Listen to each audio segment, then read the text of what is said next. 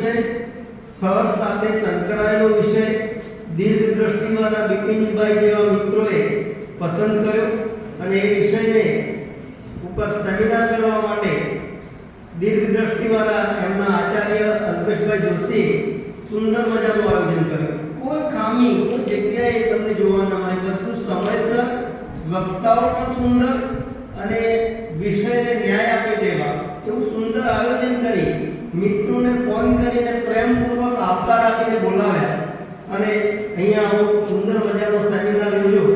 એ બદલ આ સંસ્થાનો જેટલો આભાર માનીએ એટલો ઓછો છે. આવા અધ્યાપકો દીર્ઘ દ્રષ્ટિવાળા હશે તો આવા નવા વિષયો પર કામ થશે અને એ કામ થશે ને બીજરૂપ હશે. પછી એ બીજ વવાય, ઉગે, વૃક્ષ થાય ન થાય એ તો ખાતર પાણી પર આધારિત છે. એટલે